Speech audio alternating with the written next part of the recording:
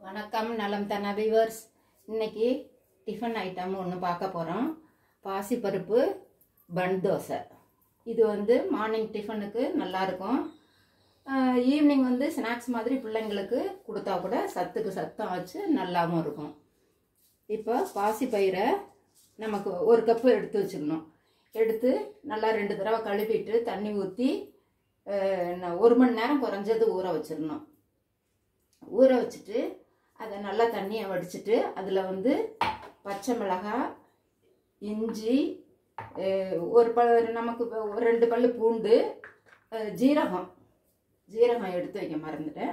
ஜீரகம் நல்லா அளவுக்கு தகுந்தாப்புல நல்லா 1 ஸ்பூன் போடலாம். 1 கப்புன்னா நான் 1/2 கப்பு மட்டும் இப்போ எடுத்து ஊற வச்சு அரைச்சி வச்சுருக்கேன் உங்களுக்கு காமிக்கிறதுக்காக. இப்படியெல்லாம் எடுத்து அரைச்சி வச்சுக்கிட்டு அந்த அரைக்கிறப்ப அவளையும் ஒரு தடவை கழுவிட்டு அதில் போட்டு அரைச்சி எடுத்து வச்சுக்கணும். பச்சை மிளகாய், இஞ்சி, பூண்டு, ஜீரகம் இதெல்லாம் அரைச்சி எடுத்து வச்சுருக்கேன். நான் இதில் அரைச்சி அவள் இதெல்லாம் போட்டு அரைச்சி எடுத்து வச்சேன். நான் ரொம்ப தண்ணியாட்டம் இருக்கக்கூடாது, இது மாதிரி திக்காக இருக்கணும். இதில் இப்போ கருவேப்பிலை போட்டேன். கொத்தமல்லி தலையும் போடணும். கொத்தமல்லி இப்போ மிஸ் ஆனதுனால போடல. நல்லா போட்டால் வாசமாக இருக்கும், செரிமானமும் நல்லது. இதில் நல்லா பெரிய வெங்காயம் பொடியாக அரிஞ்சு நல்லா பெருசு அதை ஒன்று நல்லா பொடியாக அரிஞ்சு வச்சுருக்கேன். இதில் போட்டுக்கலாம். இப்போது நல்லா நிறையா போட்டால் நல்லாயிருக்கும் சாப்பிட்றப்ப. கருவேப்பிலை போட்டாச்சு.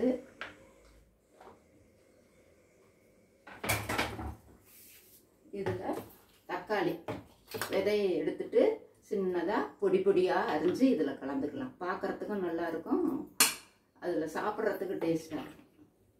உப்பு போட்டேன். இப்போ தான் உப்பு போடணும், அரைக்கிறப்பே போட வேண்டியதில்லை. உப்பு போட்டாச்சு. நான் இஞ்சி பேஸ்ட் பண்ணி வச்சுருந்ததுனால தனியாக இது இஞ்சி, அதனால் இஞ்சியை மட்டும் தனியாக அதில் போட்டேன். இது இஞ்சி பெருசாக இருந்ததுன்னா அதை தோல் சீவிட்டு நல்லா அரிஞ்சு மாவோட கலந்து அரிஞ்சுக்கலாம். கொஞ்சம் பெருங்காயத்தூள், ஏன்னா பருப்புங்கிறதுனால பெருங்காயம் போட்டால் ஒன்று கட்டாயமாக. அதை போட்டு இப்போ கலந்து வச்சாச்சு. இப்போ வானலி அடுப்பை பற்ற வச்சு வானலி ஆப்பசட்டியை வச்சு ஊற்றலாம்.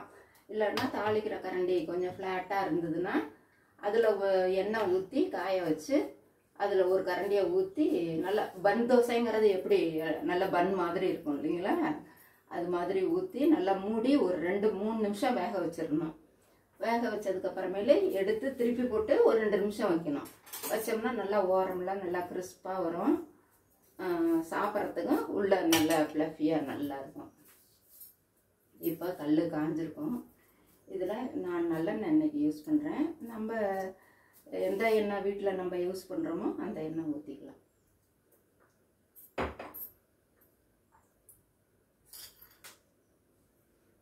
வேணும்னா நம்ம மஞ்சத்தூள் கூட ஆட் பண்ணிக்கணும்னா பண்ணிக்கலாம், செஞ்சுக்கலாம். இதை கொஞ்சம் லைட் க்ரீம் கலராக இருக்கும். இப்போது அது போட்டோம்னா கொஞ்சம் மஞ்சள் கலராக இருக்கும். சூடேறிடுச்சு. இப்போ இதில் ஊற்றிடலாம். கலந்தாச்சு. நல்லா உப்பும் பார்த்துக்குங்க, உப்பு சரியாக இருக்குது. இதில் நல்லா தக்காளி, வெங்காயம், கருவேப்பிலை, கொத்தமல்லி, இஞ்சி இதெல்லாம் இருக்கிறது.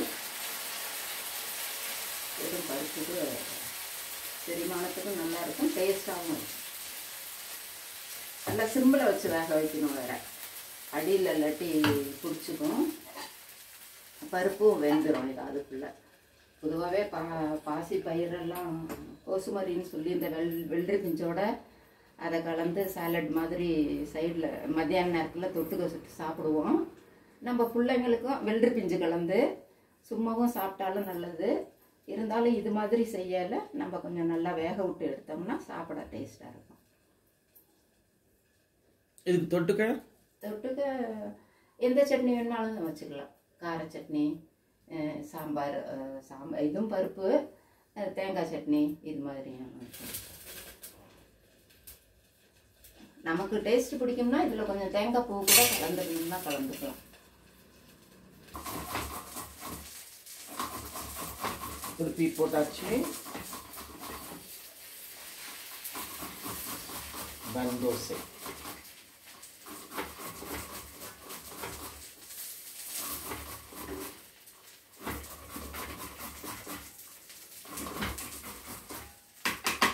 வச்சாச்சு. நம்ம கேரட் கூட கொஞ்சம் போட்டுக்கலாம். அதை முதல்ல நான் ஹெல்த்துக்காக இது மாதிரி சுட்டு எடுத்து சாப்பிட வேண்டியதுதான். என்ன ஊற்ற பன் தோசை, இது பாசிப்பருப்பு பன் தோசை. நீங்களும் செஞ்சு பாருங்கள். நலம் தானா சேனலுக்கு சப்ஸ்கிரைப் பண்ணுங்கள், பெல் பட்டனை ப்ரெஸ் பண்ணுங்கள். வேறு ஒரு வீடியோவில் பார்க்கலாம். தேங்க்யூ.